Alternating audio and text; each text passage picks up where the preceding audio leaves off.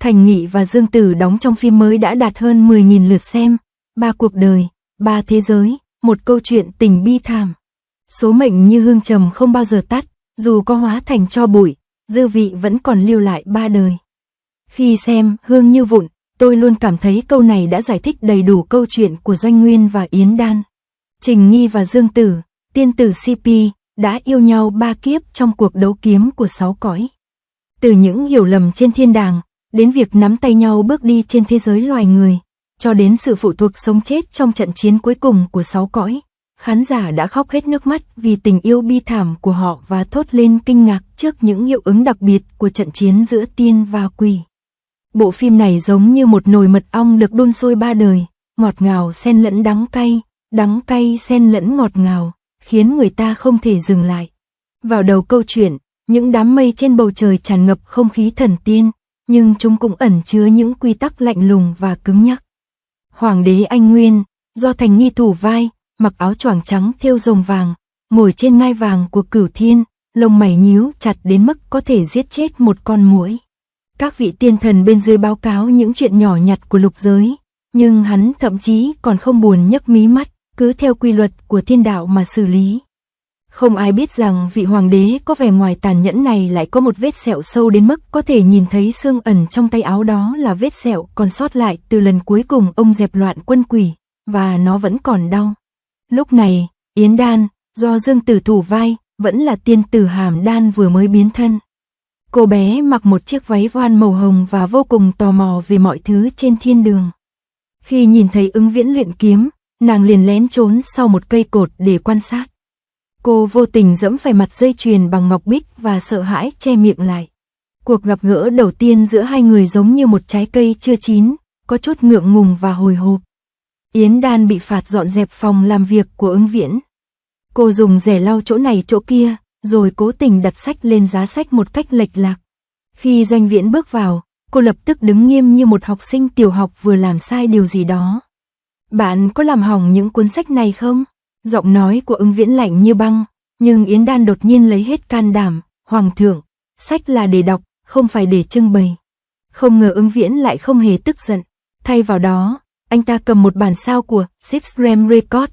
Vậy hãy nói cho tôi biết, có vấn đề gì với những bản ghi ở trên? Chiều hôm đó, mùi hương của gỗ đàn hương và hoa sen hòa quyện vào nhau trong phòng làm việc.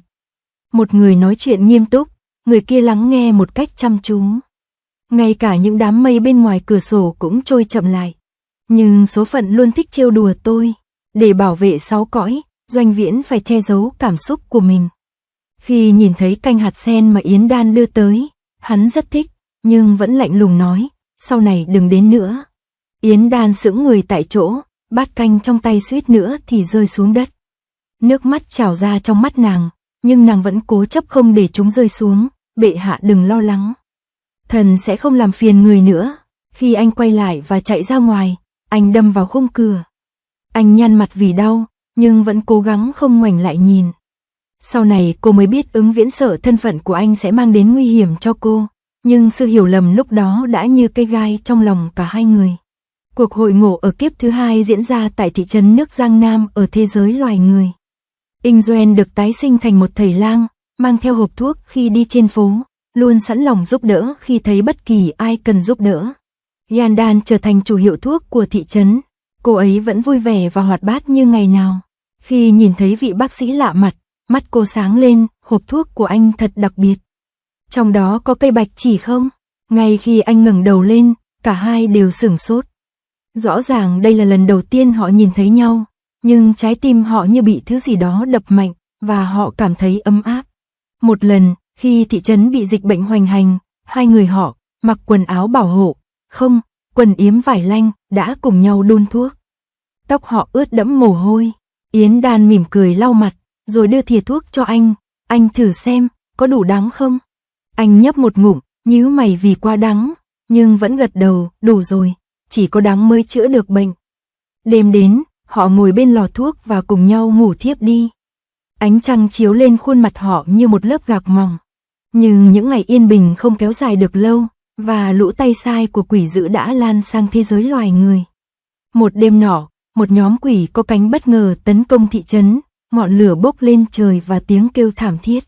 Doanh Viễn vô thức bảo vệ Yến Đan ở phía sau, nhặt cây gậy gỗ trên mặt đất rồi lao về phía trước.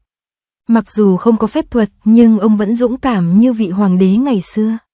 Yến Đan cũng không sợ, anh ta lấy bột lưu huỳnh từ hiệu thuốc và rắc vào lũ quỷ, đồng thời hét lớn bảo mọi người chạy trốn. Trong lúc hỗn loạn, vì bảo vệ Yến Đan, cánh tay của Ứng Viễn đã bị móng vuốt của ác quỷ cắt sâu, máu chảy ra. Yến Đan ôm lấy cánh tay hắn, khóc, người ngốc sao? Nhưng anh mỉm cười, nụ cười như trẻ thơ, bảo vệ em dường như đã khắc sâu vào xương tủy anh rồi. Vào khoảnh khắc đó, những ký ức về kiếp trước ùa về như thủy triều. Hai người nhìn nhau, sự kinh ngạc và đau lòng hiện rõ trong mắt họ, còn đau hơn cả vết thương. Trận chiến quyết định của cuộc đời thứ ba dữ dội hơn cả một cơn bão. Ứng Nguyên và Yến Đan đã lấy lại được ký ức, trở về thiên đường và phát hiện ra rằng lũ quỷ đã chiếm đóng hầu hết 6 cõi, mọi sinh mạng đều mất đi và đau khổ tràn ngập khắp nơi. Ứng Viễn mặc bộ giáp đã lâu không dùng đến, thanh kiếm trong tay vang lên. Yến Đan cũng thay chiến bào, đèn lồng hoa sen trong tay phát ra ánh sáng dịu nhẹ nhưng kiên định. Bạn đã sẵn sàng chưa? Ứng Viễn nhìn cô, sự dịu dàng trong mắt không thể che giấu được.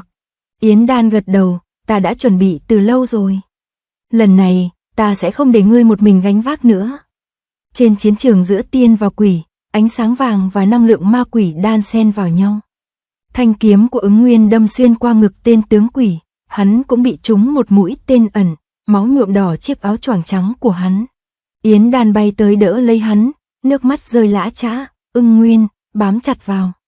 Anh nắm lấy tay cô và dùng hết chút sức lực cuối cùng, đừng sợ, có anh ở đây. Chiến thắng cuối cùng thật bi thảm nhưng cũng thật chói lọi. Ánh sáng thanh tẩy do Ứng Viễn và Yến Đan cùng phát ra giống như một thiên thạch khổng lồ, xua tan hoàn toàn tà khí. Các sinh vật trong 6 cõi reo hò, nhưng Ứng Viễn ngã vào vòng tay Yến Đan, thở yếu ớt. Yến Đan ôm chặt lấy hắn, liên tục truyền thụ thần lực hàm đan cho hắn, khóc lóc nói, ngươi đã nói sẽ cùng ta ngắm hoa đào khắp thiên hạ, ngươi không thể nuốt lời. Có lẽ sức mạnh của tình yêu quá lớn. Ánh mắt của Ứng Viễn từ từ mở ra, anh cười yếu ớt, ta đã bao giờ thất hứa chưa? Ánh nắng xuyên qua những đám mây và chiếu xuống họ, giống như chiếc váy cưới vàng rực dành cho đôi uyên ương đã bên nhau suốt 3 kiếp. Điều gây nghiện nhất của bộ phim này chính là sự thật ẩn giấu dưới lớp vỏ tưởng tượng. Ứng Nguyên không phải là một vị hoàng đế hoàn hảo, anh ấy sẽ do dự vì trách nhiệm của mình và đau khổ vì tình yêu.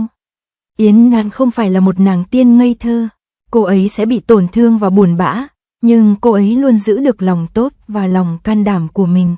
Tình yêu của họ không phải là một câu chuyện cổ tích êm đềm, nhưng nó dần trở nên bền vững qua những hiểu lầm, chia ly và thử thách sống còn lặp đi lặp lại. Giống như lời Ứng Nguyên đã nói, tình yêu không phải là gánh nặng, mà là áo giáp. Và Yan Gian cũng chứng minh bằng hành động của mình, công lý không phải là khẩu hiệu, mà là lòng dũng cảm đứng lên dù có sợ hãi. Các hiệu ứng đặc biệt trong phim thực sự là một sự lãng phí tiền bạc. Những cung điện trên thiên đường thật tráng lệ, với những viên ngói trắng men lấp lánh dưới ánh mặt trời. Ở những thị trấn ven sông ở Giang Nam trên mặt đất, có những cây cầu nhỏ, dòng nước chảy và những ngôi nhà, thậm chí cả rêu trên những con đường đá cũng có thể nhìn thấy rõ ràng. Cảnh chiến đấu giữa tiên và quỷ thậm chí còn gây sốc hơn. Khi ánh sáng vàng và năng lượng ma quỷ va chạm, màn hình cũng rung lên theo, khiến máu của mọi người sôi lên. Một cư dân mạng cho biết, hiệu ứng đặc biệt này còn thú vị hơn cả đi tàu lượn siêu tốc ở công viên giải trí. Cuối cùng, Ứng Viễn và Viêm Đan đứng trên đỉnh của lục giới, nhìn quang cảnh yên bình hài hòa bên dưới, nhìn nhau mỉm cười. Ứng Viễn nắm chặt tay Yến Đan, từ nay về sau, lục giới sẽ có ta, và cả ngươi nữa. Yến Đan dựa vào vai anh, từ giờ trở đi, tôi sẽ giúp anh bôi thuốc lên vết sẹo.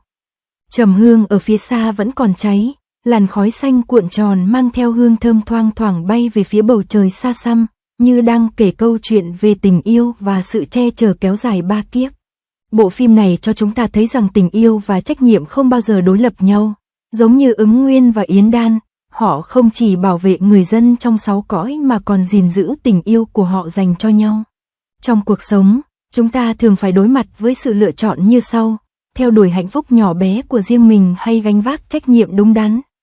Trầm hương như vụn cho chúng ta câu trả lời, lựa chọn tốt nhất là giống như Ứng Nguyên và Diêm Đan, có tình yêu lớn trong tim và trân trọng tình yêu nhỏ, tìm được sự cân bằng giữa trách nhiệm và tình yêu, và sống cuộc sống tuyệt vời của riêng mình. Vẻ đẹp trai và cô đơn trên khuôn mặt anh khi anh che mắt bằng một tấm vải trắng khiến mọi người nhớ đến hình ảnh của Thành Nghi trong Hương Như Vụn, trong đó anh bị mù bởi độc lừa và có một tấm vải trắng che mặt. Trong Axis of Love, Thành Nghị vào vai Ứng Nguyên, vị thần tối cao trên thiên đàng, thần chiến tranh và là người đứng đầu của tứ hoàng tử trên thiên đàng, chịu trách nhiệm về sự an toàn của tam giới. Kết quả là, hắn phải gánh chịu hậu quả nặng nề nhất trong cuộc chiến giữa tiên và ma, bị tổn thương nghiêm trọng ở mắt, dẫn đến mù lòa và tóc bạc.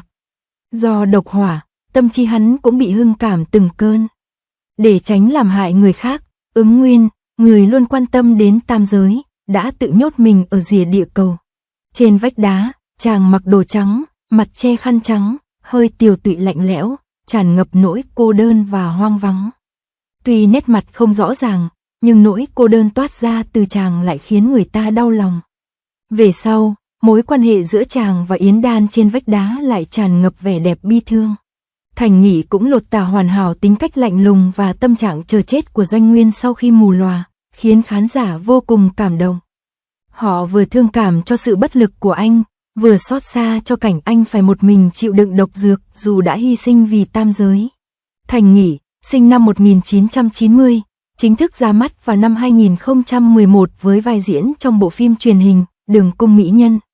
Kể từ đó, anh đã có những màn trình diễn xuất sắc trong các bộ phim truyền hình như Đấu Phá Cầu, Mộng Vọng Vĩnh Hằng, Mộ Mộ Thất Lạc, Biển Cả Huyền Bí và Song With You. Anh cũng dần vươn lên hàng đầu thế hệ hậu 90 nhờ tài năng diễn xuất. Bộ phim Tháp Liên Hoa đã củng cố vị thế nam chính của anh trong ngành công nghiệp điện ảnh vốn dành cho nam giới, và bộ phim Đi Lên Núi và Biển cũng sắp ra mắt. Với hàng loạt bộ phim ăn khách, danh tiếng của Thành Nghị ngày càng tăng. Khả năng diễn xuất của Thành Nghị cũng rất đáng tin cậy. Anh đảm nhiệm 3 vai diễn trong Than Tàn Tình Yêu, mỗi vai đều có những đặc điểm riêng, giúp khán giả dễ dàng phân biệt. Vai diễn anh chàng Inh Doen mù lòa thậm chí còn đau lòng hơn. Nhân vật Nghiêm Trạch do Dương Thế Trạch thủ vai cũng bị mù, nhưng lại toát lên vẻ điềm tĩnh. Tuy cả hai nhân vật đều bị mù tạm thời, nhưng bối cảnh câu chuyện, bối cảnh của các nhân vật và diễn xuất của họ cũng khác nhau. Tuy nhiên, cả Dương Thế Trạch và Trình Nghi đều có thể khiến khán giả cảm nhận được nội tâm của các nhân vật ngay từ cái nhìn đầu tiên. Điều này cũng thể hiện rõ tài năng diễn xuất của họ. Kỹ năng diễn xuất tốt và khả năng nhập vai mạnh mẽ là những phẩm chất thẩm mỹ tốt nhất của một diễn viên. Kỹ năng diễn xuất của Thành Nghị luôn rất tốt, tôi hy vọng anh ấy có thể tiếp tục duy trì điều đó. Tuy Dương Thế Trạch chưa nổi tiếng bằng Thành Nghị, nhưng anh ấy đã thể hiện rất tốt trong một số bộ phim điện ảnh và truyền hình mới phát sóng gần đây, và đã giành được sự yêu mến của nhiều khán giả. Tôi hy vọng anh ấy sẽ có nhiều màn trình diễn tuyệt vời hơn nữa trong tương lai.